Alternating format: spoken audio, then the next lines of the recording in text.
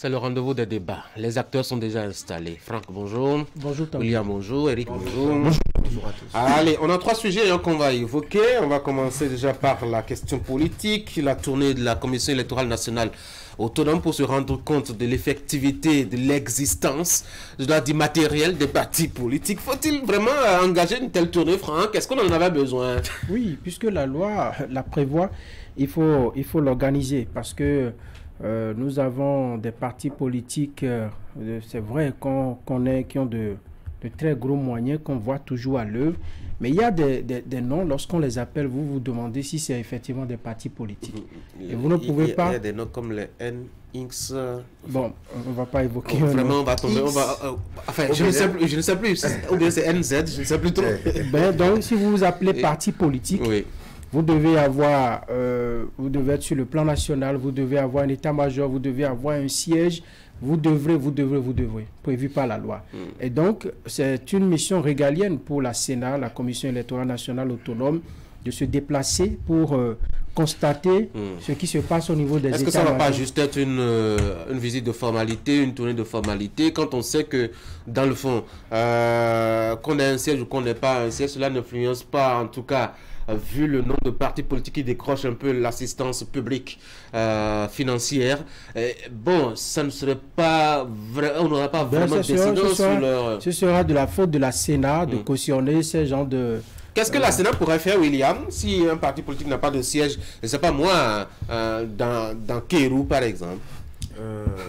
La loi, j'avoue que je ne l'ai pas suffisamment scrutée, mais la loi aurait prévu les mécanismes de prise en compte de ces différentes réalités, parce que, vous savez, nous avons voulu, ou les auteurs de la réforme ont voulu, de la réforme du système partisan, ont voulu que les partis aient un ancrage national désormais.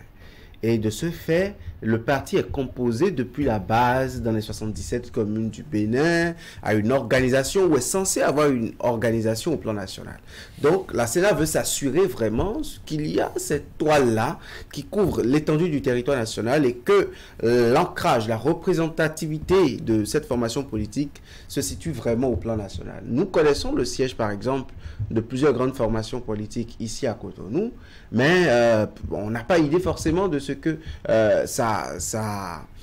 c'est la même chose aux différents niveaux comme le veut la loi. Moi, je pense que c'est statutaire et les fonds publics alloués par la commission électorale au nom du fisc béninois, au nom des deniers publics de tous les Béninois, à ces partis politiques-là, dans le cadre du financement des formations politiques, je pense que cela est censé servir également à l'extension du militantisme au niveau national dans les formations politiques.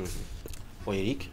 Oui, je pense que c'est tout à fait normal que la Sénat puisse prendre le temps et la peine de descendre au niveau des formations politiques et s'assurer du bon fonctionnement de ces partis. Les acteurs, avant la création d'un parti politique, ils ont certainement pris connaissance des textes et lois qui encadrent la création d'un parti et savaient ce qui pouvait être de leur obligation, n'est-ce pas, dans ce cas de figure. Nous connaissons le siège de quelques partis ici à Cotonou. Est-ce que c'est aussi le cas à l'intérieur du pays? C'est une question que la Sénat se pose certainement et se donne le devoir d'aller vérifier. Comment faire? Mais aussi vérifier aussi... de routine. On va constater, parfois on connaît la proximité, la complicité aussi. Comme Franck l'a dit, il revient aux acteurs qui se sont constitués en groupe pour faire cette descente, de prendre toute la mesure de leur mission et pour que cela ne soit pas une tournée de façade. Si effectivement on descend dans un département et que un parti n'a pas une représentation physique de par son siège, le logo, une indication qui montre véritablement qu'ici, il y a le siège d'un parti politique. Je pense que la loi a prévu dans ces cas de figure les sanctions qu'il faut appliquer à ce genre de parti politique. C'est un principe de bonne gouvernance. Je pense que maintenant que nous nous sommes habitués à trouver les moyens à mettre à disposition des partis politiques, nous devons être encore plus exigeants. Allez, on va passer à un autre sujet, celui-là d'actualité entre deux pays, le Bénin et le Niger. Il s'agit de cette polémique autour du couloir. Eric, ça ne fait rien? Non, du tout pas. Du tout pas. Je vous vois sourire. Je souris toujours, vous savez. Le Bénin se plaint du Niger. Le Niger qui ne veut pas d'aide humanitaire, visiblement. Comment est-ce qu'on peut comprendre ça, William?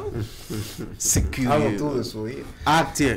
Vous savez, on est en face d'une situation pour laquelle il faut analyser chaque chose dans son contexte. Vous voyez, le Niger qui soupçonne le Bénin d'être en collaboration avec une puissance étrangère. La collaboration, c'est même positif. Une coopération, de connivence, de connivence, intrigante même à la limite, avec une puissance étrangère pour servir de base de relais à l'armement de la CEDEAO qui doit être renforcé pour l'attaquer. C'est ce que dit le Niger en suspendant son accord militaire avec le Bénin, un accord tout jeune, tout récent, vieux d'à peine 1 an. Ce même pays, le Niger, érige des barrages en contre-attaque ou en prévention d'une probable intervention militaire de la CEDEAO qui pourrait prendre part le Bénin, et s'allie militairement avec 2 autres pays du Sahel dans un accord officiel, crée une organisation internationale en griffe, je l'appelle ainsi en attendant la classification de cette alliance créée dans l'échiquier des organisations internationales, fait une coopération militaire spéciale avec le Burkina Faso qui demande à son parlement de transition de donner la possibilité aux forces armées burkinabées d'intervenir militairement au Niger. Et dans ce contexte-là, les Nations Unies, au nom du droit international humanitaire, demandent qu'en toutes circonstances, le couloir humanitaire faisant passer l'aide alimentaire essentielle, l'aide humanitaire composée de kits médicaux, de kits pharmaceutiques essentiels puisse passer par le Bénin. Et l'État béninois qui répond par un courrier dit ou censé être confidentiel, estampillé comme tel d'ailleurs, mais qui s'est retrouvé dans les journaux, disponible dans les journaux et sur les réseaux sociaux, le ministère des Affaires étrangères. C'est l'efficacité de la presse, s'il vous plaît. On est des investigateurs, on peut avoir accès à des courriers confidentiels, sauf qu'il y en a qui nous conduisent tout droit devant le juge et parfois derrière les barreaux. Justement. Peut-être même en exil. Oui, il y en a. Et il y a le Bénin qui répond en disant, par exemple, que attention, on est bien disposé à faire ce couloir humanitaire pour que les médicaments prennent par le Bénin. Mais attention, de l'autre côté de la frontière, même si nous arrivons à Malangué, on ne peut pas aller à Gao. Mais moi, mon analyse, c'est que à cette même CEDEAO, parce que en répondant aux Nations Unies, le Bénin a préféré s'adresser à la CEDEAO. À cette même CEDEAO, le Togo a dit, par exemple, que son port est disposé et que son territoire est disposé. Je ne veux pas faire le contact. Est-ce que le Niger il est ouvert justement à ce que le Togo puisse offrir justement, le Togo n'est pas frontalier à ce que je sache. Donc, on comprend la position d'un pays. Le Togo peut passer par le Burkina et, justement, et faire accéder. C'est ça. On peut trouver que c'est une stratégie pour le Togo qui d'ailleurs est intéressé par le manque à gagner qu'il y a au port autonome de Cotonou en raison de la petite brouille diplomatique que nous avons. Moi, je suis tenté de dire que le Bénin paie aujourd'hui les frais d'une proposition trop hardie d'entrée et de go dans cette crise. Et nous avons peut-être oublié qu'à un moment donné ou à un autre, ce peuple est vieux de je ne sais combien d'années d'histoire, avant même les indépendances depuis l'OCBN, et que ces 2 peuples ne pouvaient pas être si hostiles l'un avec l'autre. Est-ce que la junte militaire nigérienne mesure la portée de ce qu'elle fait? C'est le second axe de mon analyse. Non, moi je pense que le Bénin s'est plaint, le Bénin a le droit de se plaindre.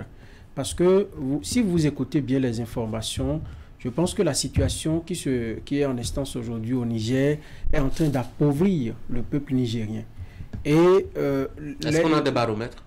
Non, mais on a les informations. On a les informations. Un pays dans lequel les marchandises n'entrent plus, ou un pays dans lequel, pour quitter là-bas, amener des marchandises au Bénin, où le flux était assez consistant avant, c'est bien normal que il n'y ait pas de circulation de l'argent, que le commerce ne marche plus. Et dans un pays où le commerce ne marche plus, les activités économiques ne marchent pas, eh bien, la population doit ressentir cela. Et donc, le Bénin peut se plaindre parce que ce sont des mécanismes qui sont prévus. Même lorsque vous êtes en période de guerre, on permet aux gens d'amener des aides humanitaires, d'amener de l'assistance aux populations. Encore qu'on n'est pas en guerre là maintenant. C'est juste une situation. Oui, on n'est pas en guerre. Pourquoi on veut créer un couloir humanitaire alors? C'est quand même curieux. Hermétiquement fermé de part et d'autre. Oui, quand on dit humanitaire, ça va servir quand même à la population. Ça va leur permettre d'avoir de quoi se soigner, de quoi se nourrir, et ainsi de suite. Et donc, moi, je trouve que, pour terminer, je trouve que le communiqué du ministre, le courrier du ministre des Affaires étrangères est bienvenu pour montrer un peu que des deux côtés, il faut trouver un terrain. Je pense que c'est une pratique qui est assez connue dans des zones en situation de crise, en termes de coopération. On essaye, pendant que on n'a pas encore réussi à trouver un consensus des solutions, on essaie de trouver les voies et moyens pour permettre aux populations civiles d'avoir accès à des vivres, à des produits pharmaceutiques tels que William l'a décrit. Et donc, tout peut nous opposer, mais on peut s'entendre sur l'essentiel qui puisse permettre à des citoyens de continuer à vivre le temps qu'on puisse trouver vraiment des solutions. Et c'est ce qui a été fait. Et je pense que le courrier du ministre, c'est à titre informatif. Informe ses amis du Niger de bien vouloir faciliter ce couloir pour que l'objectif soit atteint. Je pense que c'est autant dans l'intérêt du peuple du Niger et des responsables aujourd'hui de la tête de ce pays que des pays membres de la CEDEAO qui, une fois, n'ont jamais voulu une situation du genre. Et je pense qu'il nous faut davantage observer que ce couloir puisse permettre vraiment à ce que des populations puissent avoir accès. Et puis, on peut comprendre également la position du Niger. Le Niger a également fait pression pour que ces sanctions qu'il subit depuis que le coup d'État est survenu, que ces sanctions-là soient levées. Donc, c'est un moyen également pour le Niger de dire attention, au lieu de conclure des couloirs, ouvrez les frontières, dites à vos amis de l'UEMOA ou de la CEDEAO, je ne sais quoi, de simplifier les choses. Donc, des deux côtés, chacun joue sur, disons, les techniques qu'il peut pour essayer de juguler la situation. C'est des situations diplomatiques, c'est des situations qui, quand elles surviennent, on trouve toujours des moyens, mais je pense que le peuple nigérien ne devrait pas faire les frais de cette bataille entre deux États. Vous avez fini, William. Justement, là, je saisis la perche que tend Franck. Vous savez, il y a peut-être des dialysés au Niger dont les intrants sont terminés et les jours leur seront comptés. Ils n'ont pas à payer le tribut entre un mode de dévolution de pouvoir proscrit emprunté par une certaine junte venue au pouvoir et la montée de l'adrénaline de certains autres gouvernants qui ont décidé d'opter pour les mesures draconiennes. Vous savez, le jeu auquel joue la junte nigérienne pourrait drastiquement se retourner contre lui parce que, vous savez, au nom d'aucune préparation militaire ou d'aucune attente à une intervention militaire armée de la CEDEAO, on ne peut empêcher un couloir humanitaire en violation du droit international humanitaire, en violation du principe sacro-saint de ce que, actuellement, ce ne sont pas les civils qui sont en guerre, et dans aucune guerre au monde, les civils ne doivent être des cibles, suivez l'actualité russo-ukrainienne, et pour ça, ils sont en train de violer les droits de ces populations qui sont censées protéger en prenant les pouvoirs, ont-ils dit. L'autre jeu très mal joué, c'est la CEDEAO.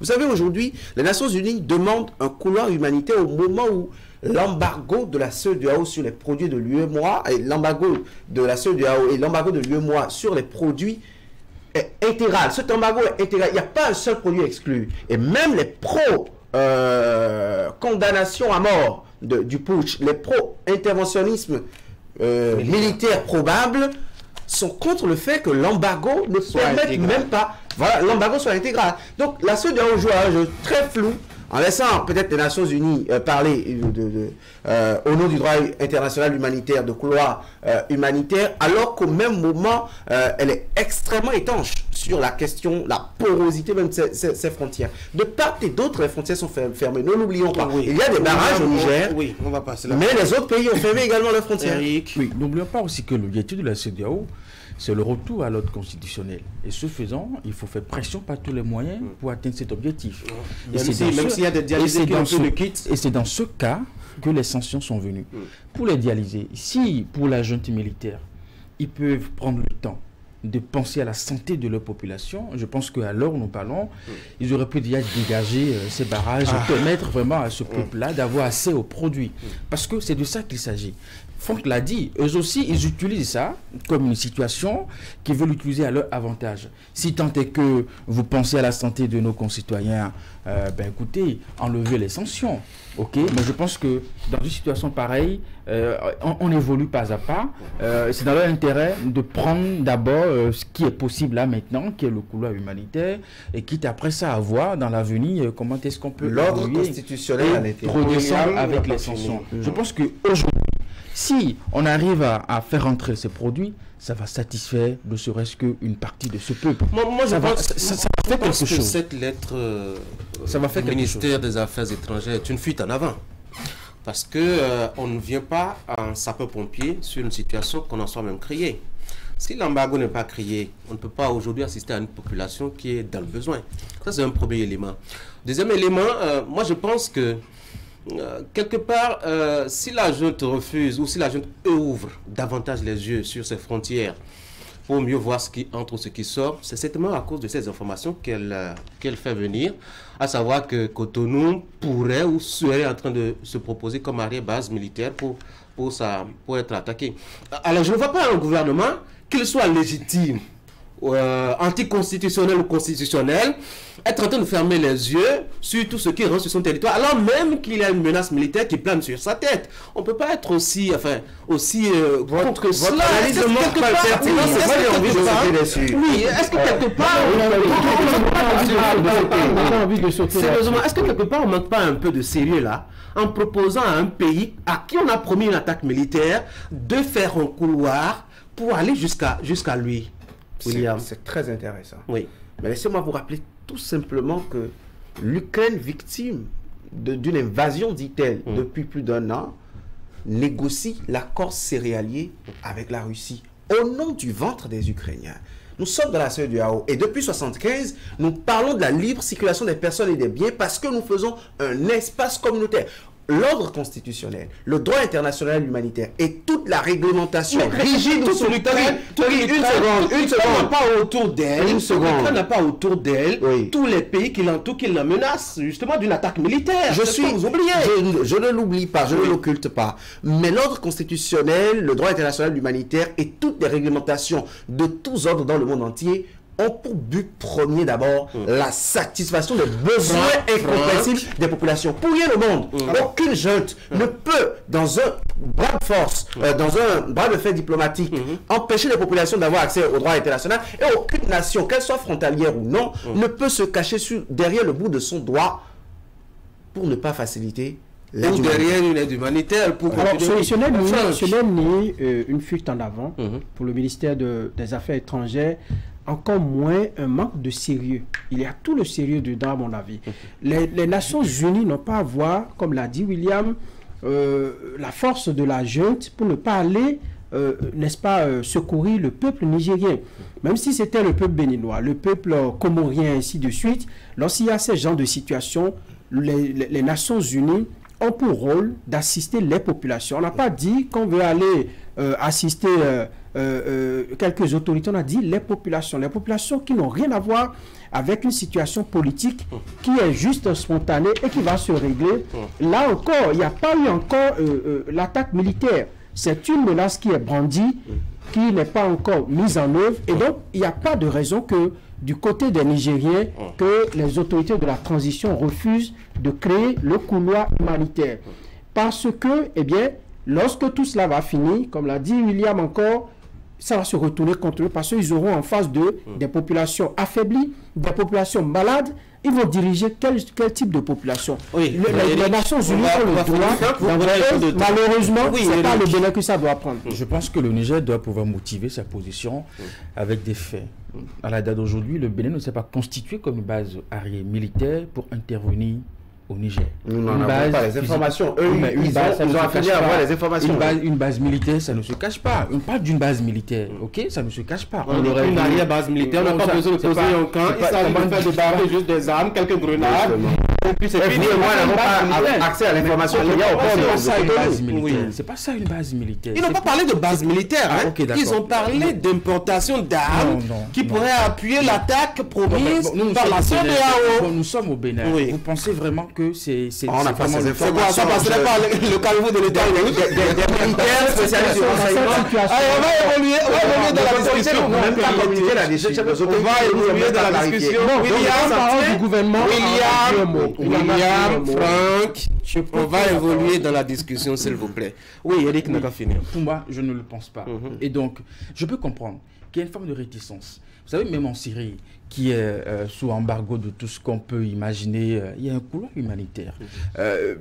William a donné l'exemple de la Russie, de l'Ukraine, malgré toutes les sanctions de la communauté internationale, le gaz russe continue toujours pas aller en Europe. Donc je pense que dans tout conflit, dans toute situation de crise, on essaye de voir le juste milieu et de créer un couloir humanitaire. Oui, la réticence peut venir de le juste milieu. La réticence, oui. La réticence parce que dans les histoires de couloirs humanitaires, on peut voir la ruse également de la communauté internationale. On peut faire infiltrer des agents de renseignement. Vous voyez un carton, vous faire croire que c'est des produits pharmaceutiques. C'est peut-être... Voilà, on peut comprendre. Et c'est toujours une question. Et je pense que parfois, on trouve le moyen de ce que le pays qui doit recevoir ce couloir, enfin l'aide à travers ce couloir, puisse lui-même envoyer ses éléments, conduire les camions et puis tout ça. Donc, je pense personnes, si elles étaient vivantes, vous parlerez des conséquences du couloir humanitaire. Il y a Mobutu Sese Seko qui, quand même, à l'est de son pays, en a payé le lourd tribut. C'est ce que je dis. Donc, ce qui lui a valu d'ailleurs même son pouvoir. On peut comprendre la réticence, mais là encore, on peut encore trouver des solutions. Et mes coups du Biafra, qui a quand même aussi payé pour cette affaire donc, de couloir humanitaire. Pourquoi est-ce que simplement on n'ouvre pas les frontières et qu'on cible les sanctions sur ceux qui ont pris le pouvoir par les armes? C'est pas plus simple que ça. Peut-être que ça viendra, je sais. Ce n'est pas plus simple que ça. Là, on soulage non seulement les malades nigériens, mais on soulage aussi les opérateurs économiques. J'ai eu ce discours et cette analyse, c'est ma religion à propos, tout le temps ici en plateau. Au nom de grands enseignants de droit, de grands avocats, grands praticiens du droit, on dit que ces sanctions sont légales. Mais ma petite personne dit que du peu que je connais de cette organisation qui est censée favoriser le vivre ensemble des populations, ces conditions ne sont pas réunies pour des sanctions aussi acerbes, aussi tranchées, notamment avec le protocole additionnel de 2015 à Lomé. Mais moi, j'ai envie de dire quelque chose au Bénin. Que ce soit une fuite en avant ou non, que l'aide humanitaire commence par venir au port de Cotonou. Que l'aide humanitaire prenne par le Bénin, traverse les plus de 800 km, atteigne Malanville et soit bloqué. Là, le Bénin aurait joué sa part. Parce que ne nous leurrons pas. On a deux États qui diplomatiquement sont en froid. Oui, justement, ils trouveront tous les arguments. Ils trouveront tous les arguments. Mais je pense que ce bras de fer diplomatique ne profite à Est-ce que ça ne pourrit pas, ce n'est pas un pas de pourrissement des ententes, enfin, de la proximité, ou je ne sais même plus trop quel mot utiliser, entre les deux nations? Est-ce que là, on n'est pas en train d'avancer davantage vers la pourriture, Franck? C'est tellement trop dur que ça me fait avorter mes idées. Parce qu'on devait sauter sur une de vos reprises là. Laquelle? C'est parti, mais c'est parti. Laquelle? On a tellement exercé la police que... Oui, ce n'est pas moi, c'est Christelle qui m'a fait la remontrance hier, parce que j'ai fini à 9h02, elle m'a tiré les oreilles pratiquement, et ici j'ai fait ce qu'on appelle le chauve-souris ici dans ce studio pendant 15 minutes. Il faut nous laisser. Et quand on va finir, vous allez partir, et je vais la supporter encore une fois. Allez, oui, est-ce que le Bénin et le Niger se tournent pas davantage d'eau là? C'est inquiétant, non? Oui, c'est inquiétant, c'est très inquiétant. Et vous avez dit quelque chose, il faut ouvrir les frontières pour que cette situation-là soit résolue. Parce que déjà, il y a eu la rupture de la coopération militaire. Ça n'est pas bien. Nous savons déjà la situation sécuritaire de la sous-région. J'ai vu une vidéo circuler, c'est vrai, il ne faut pas faire foi à tout ce qu'on voit sur les réseaux sociaux, mais il paraît que des présumés djihadistes circuleraient dans la zone. C'était un certain nombre. Quand j'ai vu la vidéo, moi, j'ai pris peur. Dans ces conditions... Ils ne viendront pas avouer ça que vous êtes journaliste. Ils tournent dans... Nous avons des compatriotes. Moi, j'ai des parents à Kaoubagu, par exemple. J'ai des amis à Porga, à Materi, à Tambeta. Soyez bref, s'il vous plaît. Je serai le plus succinct possible. Bon, dans une certaine mesure. Vous savez, le terrorisme au Bénin est né de la destruction des couches de l'État islamique au Grand Sahara, dans le Sahel, qui a eu comme repli la zone, le triple point et une certaine partie du nord de notre pays, et le foyer nigérian, avec la porosité de nos frontières. Nous sommes aujourd'hui victimes de terrorisme, jusque-là non revendiqué, tout simplement parce que notre pays a servi pendant longtemps a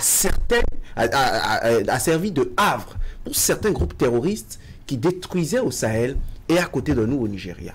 Pour dire que aujourd'hui notre situation sécuritaire dépend tellement. C'est quand la traque a commencé de l'autre côté, avec une certaine intensité, que nous avons commencé à voir les manifestations chez nous et nous nous sommes réveillés à un moment donné. Donc notre pays en matière de sécurité dépend tellement de nos relations avec nos voisins, qu'il faut faire attention à nos relations diplomatiques. Et moi, je vais finir en disant, très rapidement, il est trop succinct. Ces États-là, avant le colon, avant la République et après l'État moderne, sont un même peuple.